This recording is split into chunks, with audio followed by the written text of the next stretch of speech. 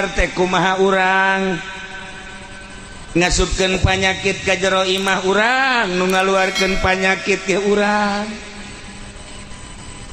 teh dijadikeun jelema jadi pedagang dek ngamajukeun dagangna urang dek ngamundurkeun dagangna urang jadi pamarentah dek ngamajukeun ke pemerintahan urang dek ngabok-brokkeun pamarentah ge urang jadi kiai dek ngasup-ngasupkeun masalah ka jero hate urang dek ngajembarkeun hate ge urang horeng hirup teh kumaha urang.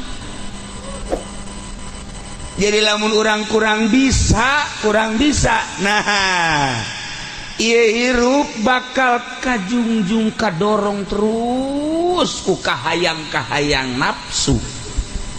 Maka tugasna urang mimiti ngaji geus ngaji make tapi di jero make nu kudu dibersihan teh ieu kolbu urang.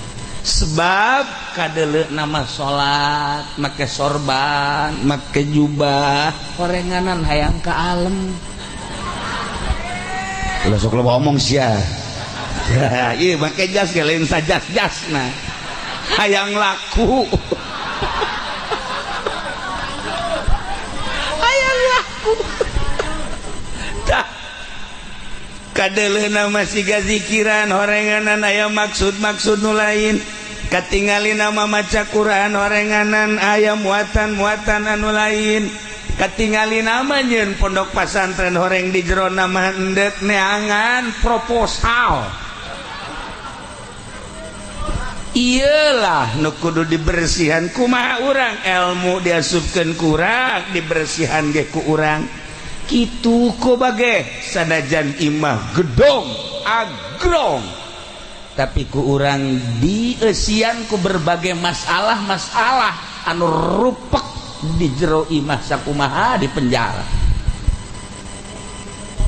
Urang boga mobil mewah AC na ge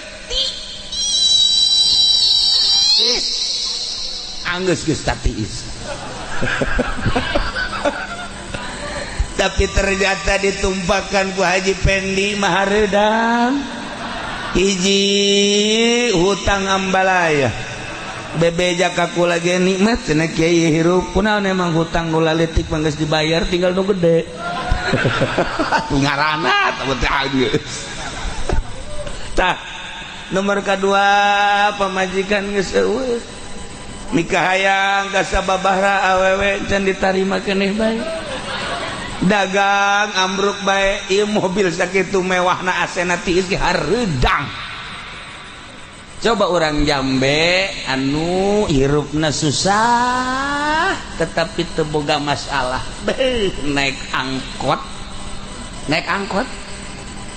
haju di jero angkot ge loba ambrang-ambrang tapi teu boga masalah hutang teu boga pemajikan di imah bahenol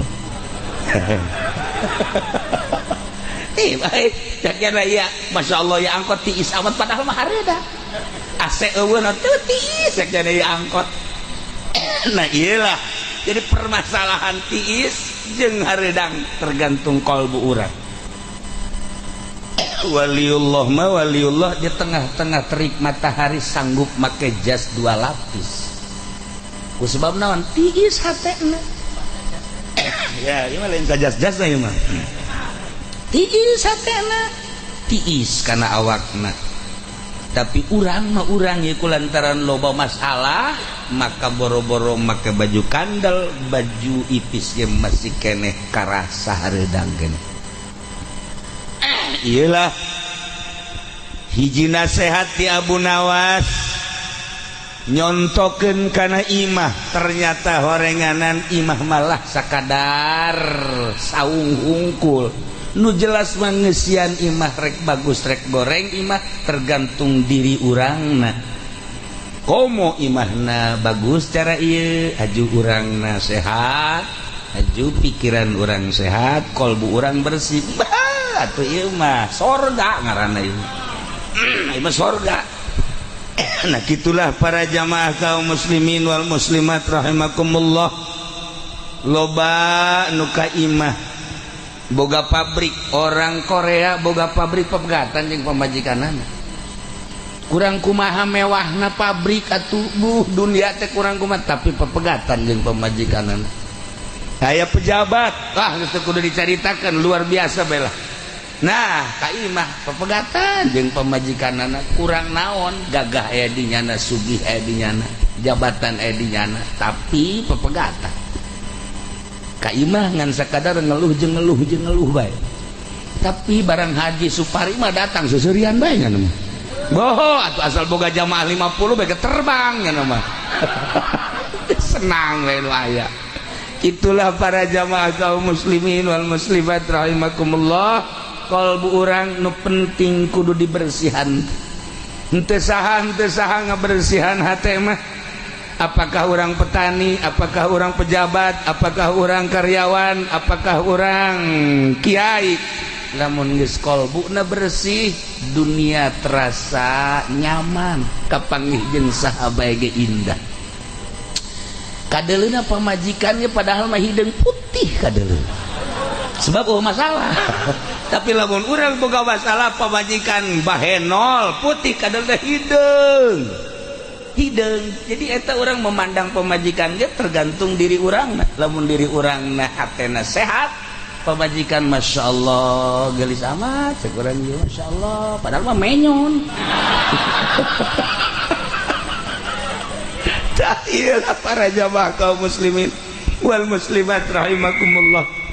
Nah jadi ieu geus si imah teh imah mah hanya sebuah bangunan. Nu penting aya rohna imah adalah nu ngeusi imah adalah sebagai roh imah. Lamun qalbuna bersih bakal jembar, bakal lapang, bakal tenang. Mantap urang doakeun nu bakal ngeusi imah ieu putrana ngaranna Syukri Hazami, mudah-mudahan dibere tentrem, dibere adem, dibere bersih hatena. Kan aya geus bersih hatena mah nyana bisa ngadidik kurang dieu nyantuni yatim piatu jeung sajabana. Jelema loba nu sugih tapi mumusuhan jeung yatim piatu. Musuhna leuh yatim teh peureum nyana. Pandai Haji Supari mah asal leuh yatim we. Nah, iya geus umur sabaraha ieu Neng? Masyaallah. Umurna ieu mana yatimnya masalah ya yatim parawan ditanya ku nya.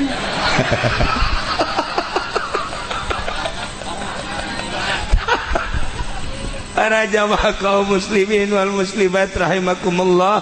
Nah eta adalah sosok Abu Nawas anu selalu isyarah jeung isyarah. Satu ketika nyana ngomong di unggal daerah cek nyana kaula adalah seorang manusia anu membenci hak, anu mencintai fitnah, jeung kaula leuwih sugih tibatan pangeran. Ambo tasi ngomong teh kira-kira ditonton ku jelema, coba kiai coba ngomong deh. Ya kajian. Kaula adalah manusia anu dikiaikeun ku batur benci terhadap hak, mencintai fitnah, jeung kaula adalah leuwih sugih tibatan pangeran. Waktu genjleung di lembur genjleung asal ceramah kos kitu, asal ceramah kos kitu. Ayeuna dilaporkeun ka raja aya kiai teu beres ya kiai. Kunaon gitu? Atuh ngomongna membenci hak, mencintai fitnah, jeung nyana nyaritakeun leuwih sugih tibatan pangeran. Nya mah kudu ditangkap kiai. Tangkap. Akhirnya Kiai Raja Harun Ar-Rasyid ngutus utusanana supaya dibawa ke istana. Dibawa ditangkap jangan teu lumpat. Kiai Abu Nawas tuh begitu ditangkap teh lumpat malah ngangsongkeun leungeun. Borgol saya.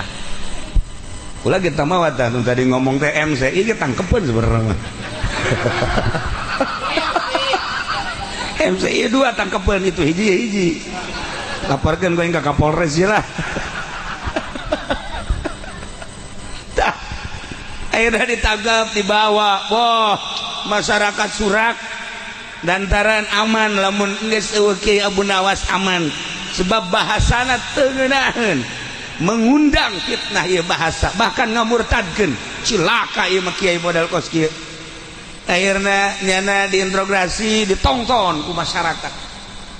Saudara yang bernama Kiai Abu Nawas, betul saya Abu Pendi, saya lahir di mana? Saya Solear lahir. Oh, dengan monyet itu adik kakak saya. Cuman saya tidak berbuntut. Sial tah Haji Pendi. Saya Abu Nawas. Betul kamu nama Abu Nawas, betul. Betul kamu berbicara bahwa masyarakat laporan bahwa Anda berbicara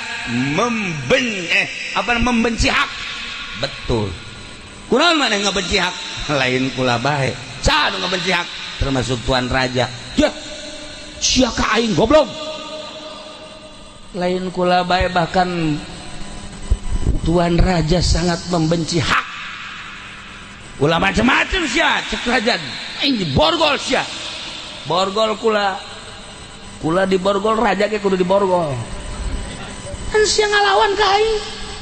Nu bener sia ieu nu bener coba bener sia membenci hak bener naon hartina hak eta adalah paeh jeung kuburan jeung siksa kubur eta hak ngaranna al haqqu mir rabbik bener adalah ti Gusti Allah hak eta adalah yakin hak eta adalah nyata ternyata paeh eta adalah nyata kuburan eta nyata siksa kubur adalah nyata kula membenci eta. Tuan Raja kan leuwih tibatan kula. Oh geus ya. Cek Tuan Raja nah makana. Jadi kula membenci hak eta eusina hak adalah paeh. Kula encan hayang paeh. Atuh komo kula mah ngora kene kula deuk nanya Haji Pendi be umur sabaraha Mang Haji? 80. Siap paeh? Encan tapi sedang kan lamun paeh.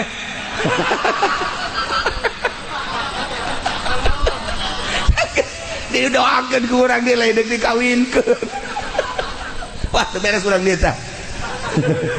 Nah, ieu jadi hak eta adalah paeh. Urang geus nyaho nu sugih paeh. Anu susah mah koit. Bupati ge maot, RT mah modar. Kami para rae atuh. Ai di Bandung mah lain, di Bandung mah bahasa teh lamun ka kiai mah pupus ngeunaheun kan ai ka Haji Pendi mah koit. Lamun ka pamarentah modar beda-beda tah bahasa teh. Nah ieu mah geus pararaeh kurang geus disaksikeun urang geus jaksian anu mararaot nu sugih maot nu susah maot pamarentah paeh rakyat paeh sarua bae kiai ge maot sarua bae. Nu kolot paeh budak paeh kadang dijero keneh berarti hak tapi tetep bae urang seakan-akan teu percaya bahwa urang bakal paeh. Kok bisa kos kitu? Nyatana kolot ge boga HP-na 2. Biasa sempet WA-an segala. Misqala dzarratin syarra miskolan. Ieu kan tanda bahwa jana teh teu percaya bahwa dirina bakal paeh. Ja anu percaya jeung yakin dirina bakal paeh mah ja moal wani ai kolotna kudu wean jeung jahena naonan. Nah, ieu tanda jelema blon. Teu percaya kana bakal paeh. Iya, boro-borona naon. Diri orang di masjid mah di masjid salat hampir tebetah wiridan tebetah salat sunnah tebetah komo zikiran maca sholawat mah tebetah tapi di hareupeun televisi mah berjam-jam betah jasa. Nah iyalah tertanda orang teh hampir terpercaya membenci hak kitu keneh urang geus maot urang seri nganterkeun mayit ka kuburan. Ya Allah ya Rabb imah nu sakieu agrengna imah nu sakieu gedena isuk pageto bakal ditinggalkeun kan ku urang kurang hanya semeter leuwih saeutik kumaha jangkung pendekna bae di Haji Pendi geus ngajengkalan sorangan ngono mah sabaraha mah Haji jengkalan nah iya kita imah orang nu asli namakan eta tetapi hampir orang siga nu teu percaya bahwa orang teu bakal kitu di antara kadele teu percayana di lembur kos kieu ge di lembur kos kieu ye lembur imah leuweung nu mabok ambalaya baheula mah urang mun nyarita nu mabok teh di Grogol baheula teh urang mun nyaritakeun anu mabok nu zinah teh di Cililitan mun di Bandung mah tuh di kebun kelapa Cicaheum kuari mah di Jambe di handapeun tanggal Jambe malah eta nu mabok nu zinah nu judi di mana bae Masya Allah karim. Ingat kula maka Gus Dur baik ketika era globalisasi HP rasanya belum siap Indonesia untuk diglobalisasikan. Sebab naon? Sebab kan siga anu kaluar ti gedogan. Jepang mah siap, Cina mah siap sebab geus terdidik.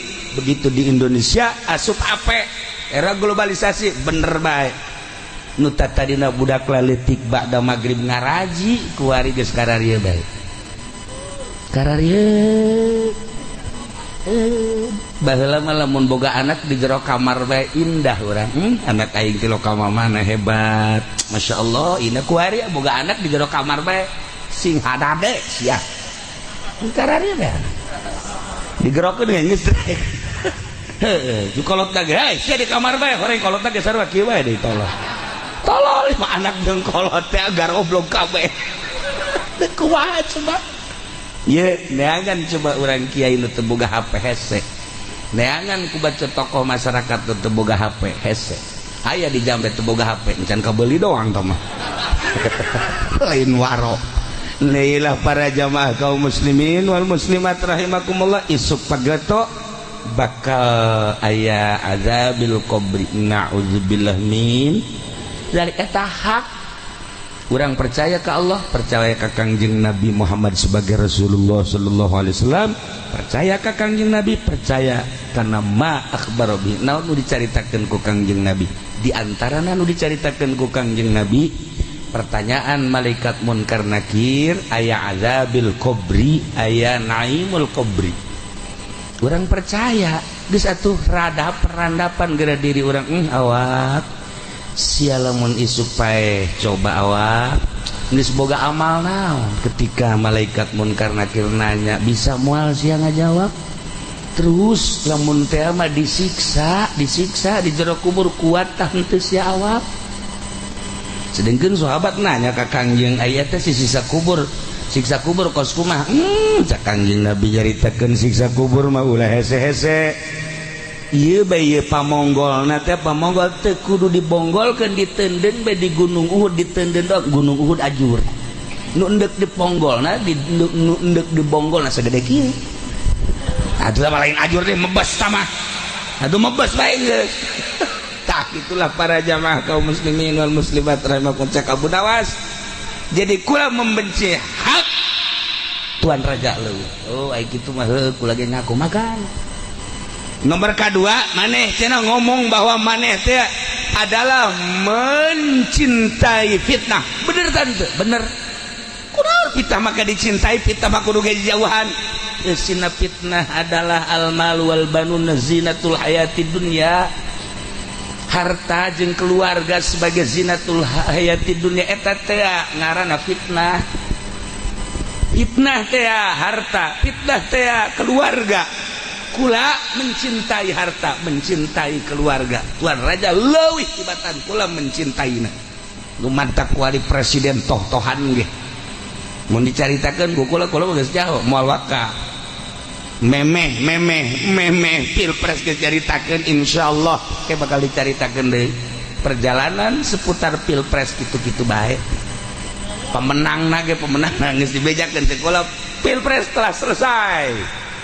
Padahal mah milih ge encan seperti eta lah kuari teu kudu dibejakeun fitnah tah baheula mah kiai teh ya kiai ngadoana ieu tah Allahumma inni as'aluka fi'lal khairat wa tarkal munkarat wa hubbal masakin wa idza aradda bi ibadika fitnatan faqbidni ilaika ghairu maftunin eta doa para kiai salafus sholihin Allahumma inni as'aluka ya Allah abdi nyuhunkeun ka Gusti fi'lal khairat pagawean nu baragus wa tarkal munkarat ninggalkeun bangsa kamunkaran wa hubbal masakin jeung cinta ka para miskin-miskin wa idza aradta di mana Gusti mengharapkeun dibadi ka hamba-hamba Gusti fitnatan fitnah fakbidni Gusti abdi mah cabut bae lah ulah kena fitnah tuh ulama-ulama baheula mah menta pae ketika aya fitnah kuari di aradu santri jeung santri kiai jeung kiai ustad jeung ustad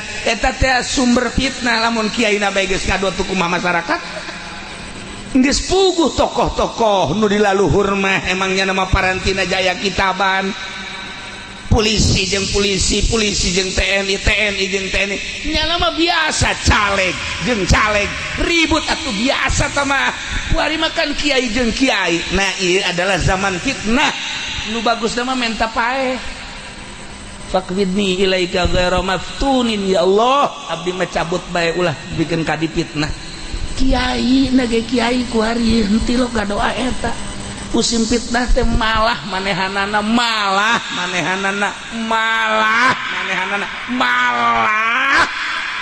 naon sih geus boleh caritakeun sebagus aya di hara TNT kabehan Pak nah lamun kiai baheula diundang ku pamarentah teh gering baheula mah masyaallah guru-guru urang lamun diundang ku pamarentah gering kuari mah keur gering diundang ku bupati cager tah ieu kepalana ieu blon ieu cager nah iyalah para jamaah kaum muslimin wal muslimat rahimakumullah bersihan geura kalbu urang mah di politik teh teu boga kitab aya bukuan aya kitaban batu mah sakolana ge Pak Ismet bae di Belanda baheula Izaki kuari sakolana di Australia baheula teh atuh gubernur urang sakolana ge di luar negeri ari urang sakola SD ge henteu haju cacampuran dina urusan nagara masyaallah karim ngan sakadar jadi kokoset doang kokoset mah koset nya geus bersih mah ditinggalkeun tah jadi nyarana kiai anu milu di kantos kitu teh kiai kokoset ini mah di ditu lain di dieu lain di ditu teh mah di Lampung aya kesempatan kene kamari urang terlena kabawa ku nafsu lain berarti urang salah tetapi urang keur kajurung ku nafsu tobatan bersihan Gusti mohon ka Gusti ya Allah ya Rabb abdi teh ngarasa salah orang lain dunia abdi Gusti hampura Gusti sebab naon di Garut di Bandung geus loba ieu nu laporan ka kula ditinggalkeun ku santri na akibat ilu kamari ku kula mun dicaritakeun kiai da saha kiai atuh jatuh nyaho jasa bebeja duh kata dia boga santri 70 kuari tinggal 7 berarti berapa persen tuh tanya menanaon mah budak ditanya persentase ge heran odop jasa merenya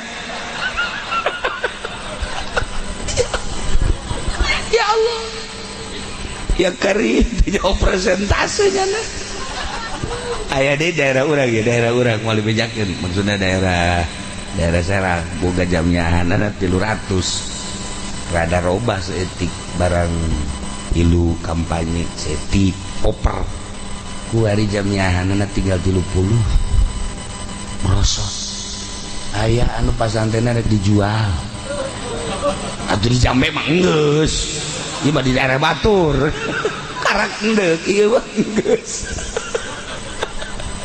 ieu fitnah teu karasakan ku urang masyaallah karim aya loba doge ka kula ieu kaduhung cenah kiai kaduhung di Karawang pan sok aja ka Cilongok mimiti nyen pondok bebeja kukula dibere cai abdi tiis maksudna nyen majelis alhamdulillah masyaallah disangka teh budak santrina aya terus majelis satu di Esian aya jamnyahana ditanya aya minggu sabaran besok milu ngaji alhamdulillah cenah kiai beureum geus 300-400 bih atuh loba tah mah muhun cenah alhamdulillah nah kamari datang caleg mere kipas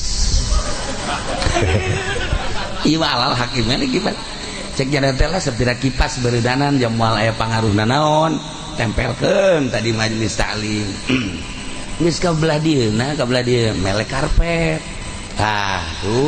terus ka belah dieuna aya pondok encan aya jandelaan eta dibereskeun tak ku caleg jandelana teh bebeja ka kula ulah sia masyaallah kajeun teuing ulah aya di ulah jandela kajeun teuing teu make jandela heulanan ih cenah enggeus kieu atos tungguan sia tungguan bener bae kamari dongeng di jalan-jalan acan bari manteu salat nyono nyiuman kunaon nanaonan sia nanaonan aduh cenah kieu santri barali kabeh aju jamiahan teu daek kulik wah kula mah inget ka abah bae beuleum ta jandelana beuleum jandelana karpetna beuleum ih sia mah tolol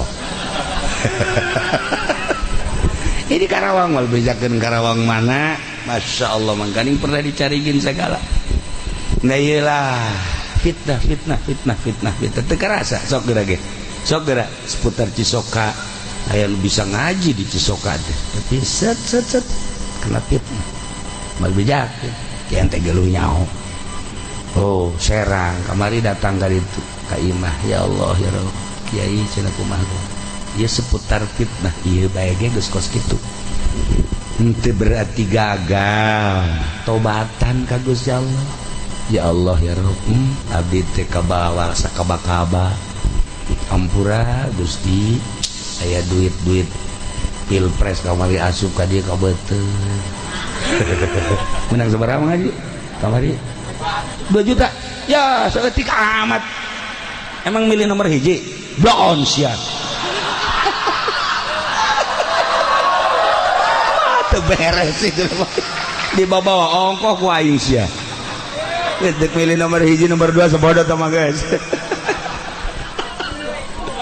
nah ieu mah geus carita fitnah sing hade mentak istiqomah teh hese moal dicaritakeun ku Ibnu Athaillah al istiqomah khairun min alfi karamah ku hese-hese na istiqomah teh ulah gideug ulah non gitu ngara goyang-goyang nah ieu mah balikan deui panjang teman dongengna nah ieu fitnah teh horenganan harta fitnah eta adalah keluarga ketika orang mencintai harta jeung keluarga selesai hirup mah seorang ulama di mana geus mencintai harta mencintai keluarga moal kaburu zikiran ka Gusti Allah nu diitungna ieu beta teh zikiran nu dihitungna eta bae ngaji nu dihitungna eta bae segala rupa eta bae moal kaburu ningkatkeun derajat ka Gusti Allah Subhanahu wa taala padahal geus diarajipan ku urang kabehan kos kitu mah geus diatur ku Gusti Allah hayang teu hayang geus aya tulisanana tinggal urangna bae ngabersihan hatena sakadar urang babarengan we yuk kula teu bisa tapi urang babarengan abeh naon ieu ieu kahareupna ngeri kula mah ngeri nama zaman Golkar bae sakitu rusakna komo zaman PDI Golkar masih keneh aya berbau agama PDI mah wallahu a'lam jakel kula leutik batilok aya kiai ki haji kabeh milih PDI moal aya moal tanyakeun tah teh Pak Haji nu geus karolot anti baheula mah ka PDI teh ieu mah keur carita ieu mah geungesan pilpresna ge nah ku hari kiai ngadukung PDI ya deleukeun iya mah kumaha gitu kula mah mohon tak ngomong gitu ge lainna naon kahareup urang masih panjang urang masih ngaros sing hade nama ieu nu nyekel agama teh masyaallah iwal ti santri-santri salafi ya santri-santri modern masih gana hungkul nyekelan agama teh eta mangan sakadar nurun-nurunkeun proposal hungkul dana sosial sabaraha dijojos dana sosial sabaraha eta ai salafi mah hayang kan teu nyaho jurusan ngan loba keneh nu ararapik loba keneh tapi lamun geus salah milih cilaka komo kahareupna masyaallah lamun urang macaan tentang politik ngeri nu sabenerna mah da ieu makeun bae du geus urang tobatan nu encan urang mulai deui mulai nu bener tapi da nomor kahiji mencintai membenci hak, nomor kedua mencintai fitnah. Korenganan bener kabehan ge kos kitu lamun disurahkeun mah. Nomor katiluna kula leuwih sugih tibatan Allah. Naon sia teh maksudna? Allahumma pan lam yalid walam yulad walam yakul lahu kufuwan ahad. Tunggal hiji teu boga anak, nya nama teu boga minantu. Teu boga besa aja anak teu boga. Walam yakul lahu kufuwan ahad. Hiji be hiji zatna, hiji sifatna, hiji itu naon ngaranna sifatna asma-asmana jeung sajabana. Nah, tunggal be hiji. Kula mah boga anak ya kan mantak sugihan kula. Kula boga anak, boga incu komo si ieu mah. Anak nu kanyahoan jeung nu teu kanyahoan loba nu teu kanyahoan. Ambalaya. Atuh ditanya ku kula jalan ka dieu nyaho kabeh. Manje pendek disuka nyaho jalan. Wah, tuh nyaho ka jambe ya kecil. Pan nyaho kabeh orang potonganana ambalayah di dieu. Ih nyolong bade ya jelema ye. Dailah para jamaah kaum muslimin wal muslimat rahimakumullah. Begitu ditanya ku Raja Harun maksudna coba kumaha maksudna? Maksudna hiji kula ngahudangkeun umat supaya inget kana maut, inget kana kubur, inget kana siksa kubur. Dengan inget kadinya urang bakal moal terlena hirup di alam dunia. Nomor kedua supaya ulah terlalu mencintai dunia jeung keluarga, sebab mencintai dunia jeung keluarga ieu bakal jadi hijab kasalamatan ka Gusti Allah. Akibat mencintai dunia urang ulah nanaon hayang jadi lurah bae dibelian hulu jelema. Dibelian hulu jelema eta kakara kaya jadi lurah aku mau jadi presiden. Urang lamun dikalkulasikeun eta Jokowi beakna sabaraha teh. Sabaraha teh eta mah. Urang nyaho ngaran teh nyaho rupa tate. Teh teh nyaho urang mah miliar teh ieu mah 100 juta ge can pernah boga. Dan pernah ngegeter pun boga 100 juta. Hatina santri mah iraha tuh boga 10 juta saya boda jasa perasaan. Nah batur mah geus tetean. Nah eta kan nafsu jeung nafsu. Lamun geus berangkat tina meuli lurah bae ge meuli jelema berarti moal beres ka dituna. Bupati beulian jelema moal beres ngalaksanakeun, presiden mealian moal beres ka jeung kumaha ge. Sabodo teh urusannya ngan berarti urang hirup di zaman fitnah. Sakitu udah dimaksud ku Abu Nawas teh terlalu mencintai dunia jeung keluarga bakal kahijab ka Gusti Allah. Terakhir cek Abu Nawas maksud kula supaya jelema nyaho ka pangeran. Pangeran teh anu maha tunggal, tunggal dina zatna, tunggal dina sifatna, tunggal dina afalna. Tah lamun kukula teh dikitukeun masyarakat bakal moal hudang komo ku ari di negeri Indonesia. Masya Allah karim.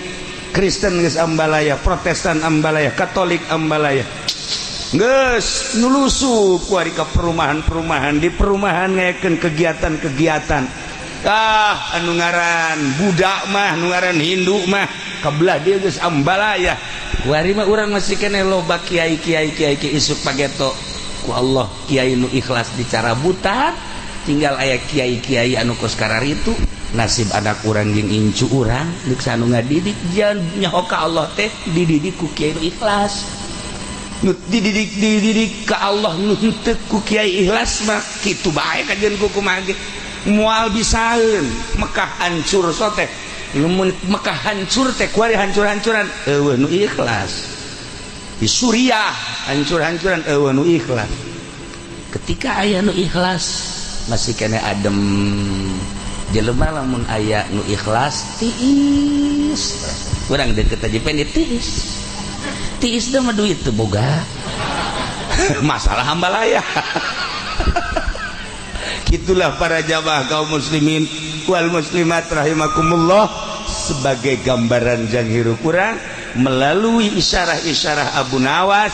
Ulah pernah ke Baghdad kebeneran tas perang nanyakeun makom Abu Nawas horenganan ditukangen hotel cak urang dinya eta mun kur acak-acakan keneh itu non berserakan teu bisa bari mah geus dibangun deui kamari mah keur kurap ka Bagdad teu bisa dilalui lantaran acak-acakan dituduhkeun tukangan hotel kula belari itu sekitar 200 meter akhirnya itu hadiah di dia di hotel. Nah iyalah Abu Nawas teh lain sembarangan jelema waliun min auliyaillah hirup di zaman Raja Harun Ar-Rasyid tertera dina syiiran-syiiran Ukudul Juman orang lamun ngaji Ukudul Juman di tukang naloba syiiran Abu Nawas malulu hese dibaca ada hese dihartikeunana atuh hese bae aja urang teu ngaji diaji bente. Oh iya Masya Allah karim. Itulah para jamaah kaum muslimin wal muslimat rahimakumullah. Jadi kasimpulanana coba petakeun diri orang supaya nyaho ka Allah bejakeun pangeran teh hiji Allah ngaranna allazi khalaqas samawati wal ard wa ja'ala dzulumati wan nur. Nah ieu imah teh imah ieu ngan sakadar jang niuhan salila urang hirup di dunia tetapi pangjore-jorena jelema teu boga imah. Naon sebabna manuk manyar dia boga imah. Manuk manyar boga imah, amanya jelema teu boga imah. Kadu batak ieu imah luar biasa deuk nu kumaha bae masalah. Bahkan nyaritakeun imah Kangjeng Nabi mah sederhana. Mun asup ka imah mendek berarti kan handap. Di jerona Kangjeng Nabi mah lain memewahan masalah, tapi ketika orang nyaritakeun para tabiin aya nu agreng imahna. Sebab naon? Imah teh henteu diaku nu manehanana jang ngaji jeung jang ngendong saha bae nu neuk ngendong. Masalah orang nyieun imah gede tapi jang ngaji.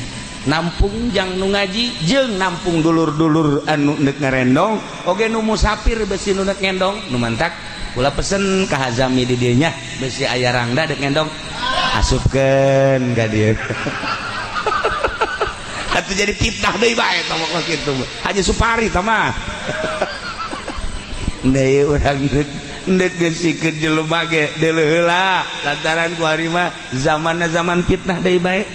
Kadang-kadang kurang disangka bagus si jelema teh api-api mau buntelan segala rupa aju milu ngendong horenganan. Masya Allah naon nu aya dirangkad kabeh. Ka imah kula aja sering tamu-tamu anu neuk ngendong mangga pernah satu kali terjadi awewe malah mamawa anak mau buntelat atuh kula mah husnuzon bae kabelah dieuna loba nu leungit. Geus kan kula mah teu beja-beja bae kajeun ai hayangeun mah los. Hayangeun mah menang 20 poe datang deui nu leugit emas harita teh. Aduh cenah kiai ge kula maling emas pamajikan kiai. Laju cek cenah kula jadi teu nyaho jalan.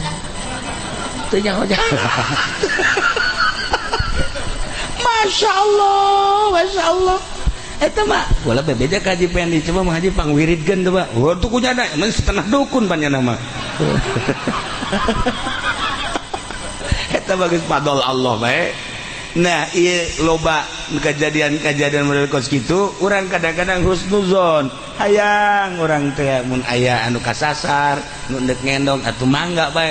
Tapi kadang-kadang di akhir zaman kieu mah urang jadina eta curiga bae. Sebab naon? Negara urang negara beriman tapi teu aman. Tapi di Jerman mah negara teu beriman tapi aman. Eta hebatna di Jerman. Di Jerman mah negarana negara teu beriman, pangeran lagi geus lain pangeran, Allah lain, tapi aman di Jerman mah. Lamun ka hiji tempat, lamun ka hiji aula, sapatu jeung sendal diteundeun di luar aman. Eta di Jerman. Di Jerman mah kos kitu negara teu iman tapi aman. Nu mentak nya mah lamun daharnya lamun leuwih teuing ditangkep urang di Jerman. Lain lalagaan ditangkep.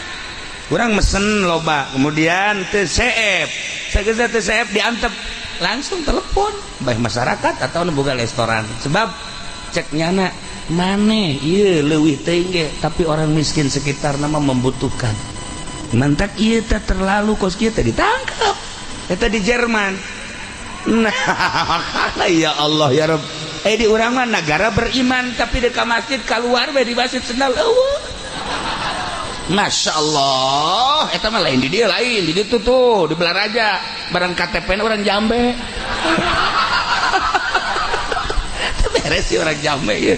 Nah iyalah Kos gitulah para jamaah kaum muslimin wal muslimat rahimakumullah, orang mun nyaritakeun seputar ideologi jeung adat-adat di luar negeri berbeda jeung di urang. Carita urang di Jerman, carita urang di Yaman, carita urang di berbagai negara jeung di Indonesia.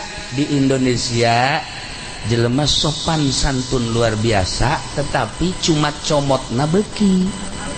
Alhamdulillah.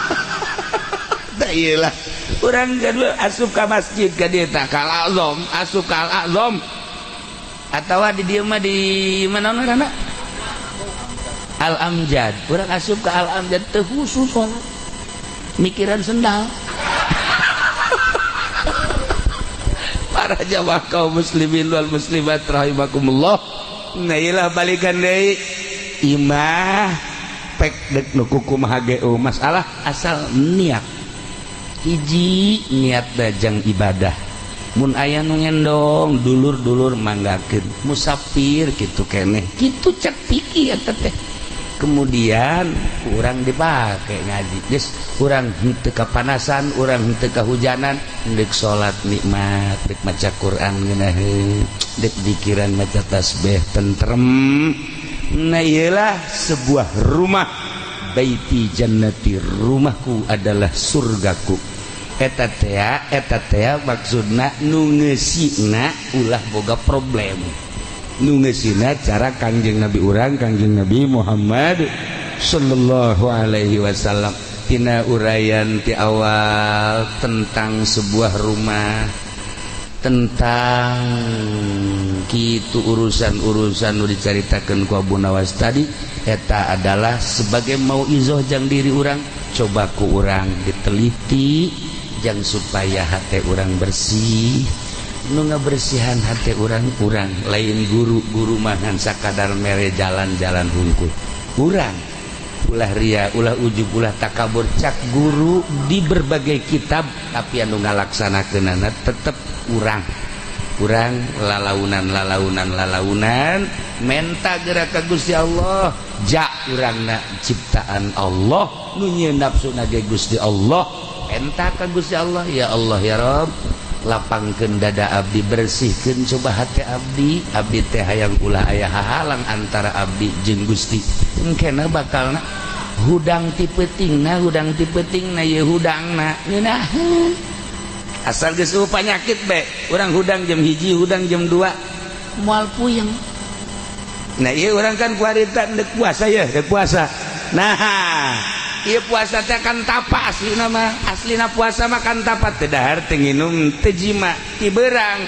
Ai Ibnu Arabi mah kabeh diajak puasa, mata diajak puasa, ceuli diajak puasa, irung diajak puasa, sungut diajak puasa, leungeun diajak puasa, suku diajak puasa.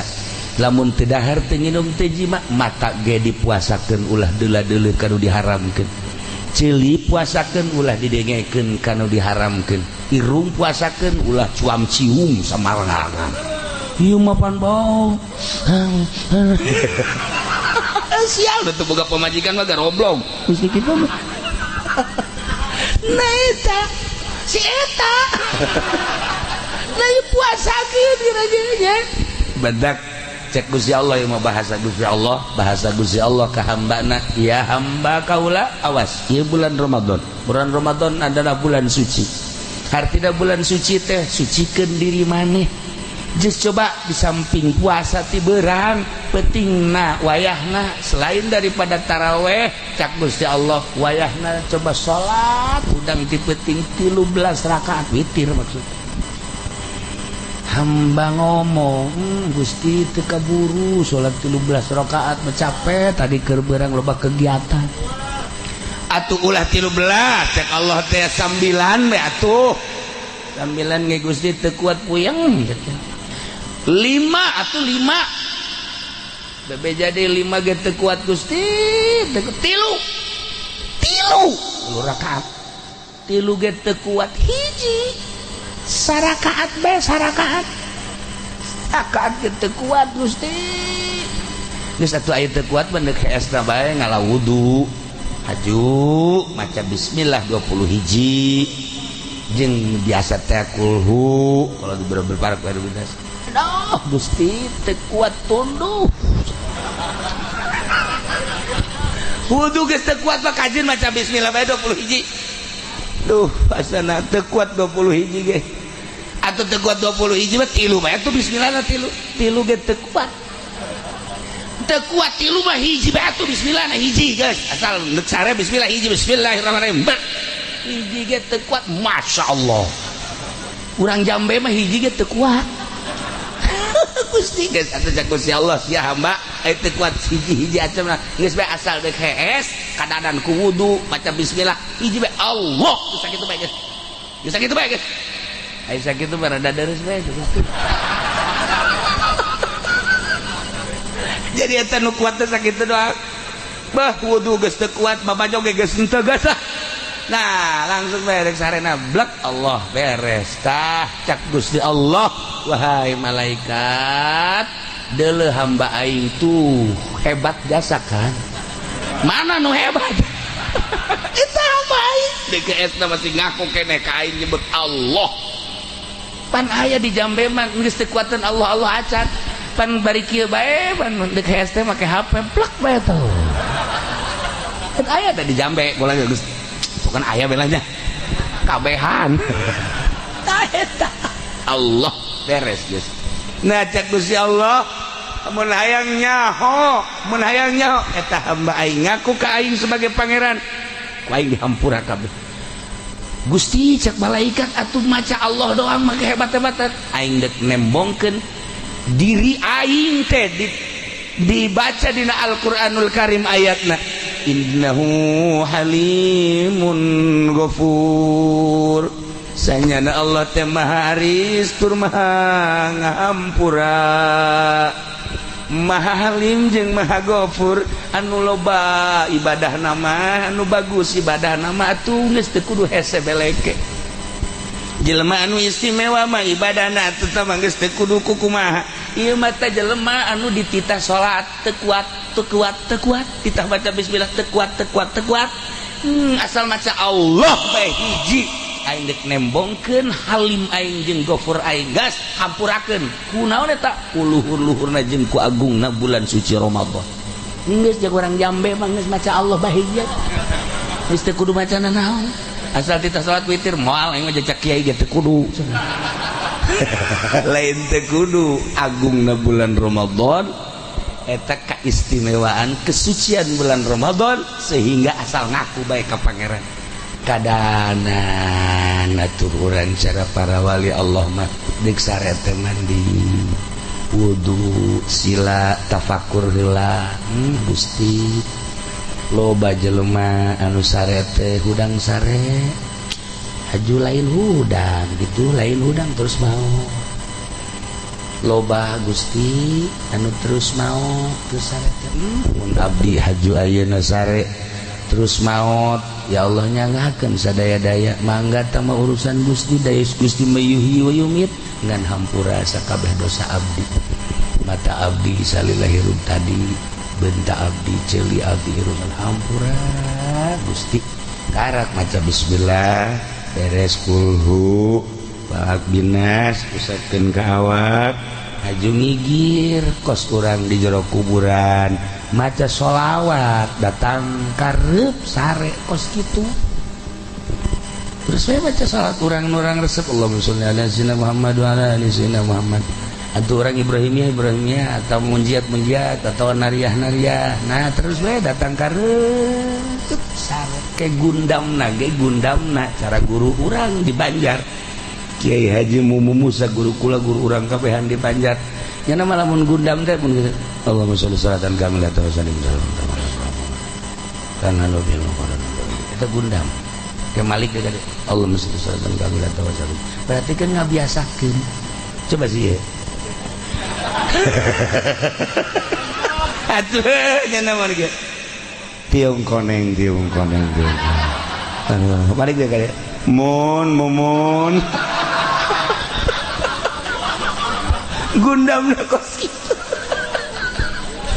ayeuna para jamaah kaum muslimin wal muslimat rahimakumullah lamun abu ya cidahu mah gundam teh ayat Quran ngana mah dibaca teh gundamna teh sare teh ke wa baliala abudul ladzi fatarani wa ilaihi turja'un attakhidhu min dunihi alihatan tuh batur begundam teh kos gitu kula boga babaturan di Bandung talar ukudul juman tabrakan tatabrak akhirna naon pingsan bawalah ke rumah sakit kula nempok ka ditu ka rumah sakit babaturan teu meunang saurang-saurang di ICU kula kadinya terus kadinya gitu ke cekel tanya gundamna baca bet ukudul juman dibaca bae terus saya mamanya qadil muqarrar dzakiratul muqarrar ya mau kudu juman sekolah teh masyaallah kan tah urang gambaran maot eta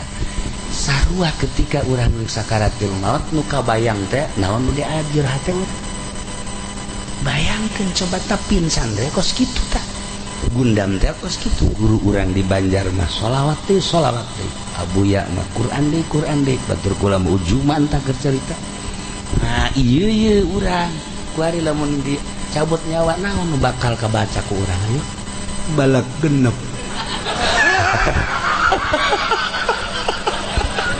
ya Allah ya Rabb sia mah tiung koneng sia mah begitu dicabut momon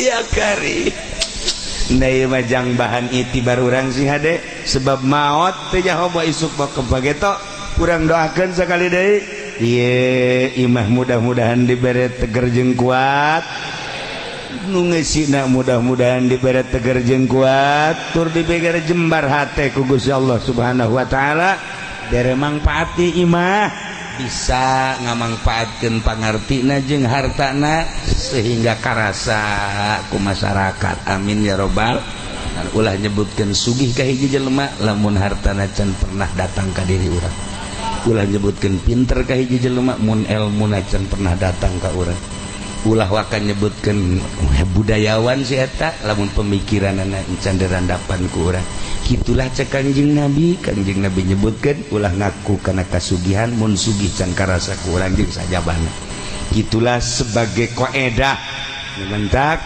sing hade kahareupna fitnah makin loba istiqomahkeun diri urang di jalan anu lurus ka Gusti Allah Subhanahu wa taala mudah-mudahan urang kabehan dibere wauh jeung Allah dibere deket jeung Allah dibere dipikeun hijab antara urang jeung Allah sehingga urang maot husnul khotimah di akhirat urang digiring ka surga di bawah bendera Kangjeng Nabi urang Kangjeng Nabi Muhammad sallallahu alaihi wasallam.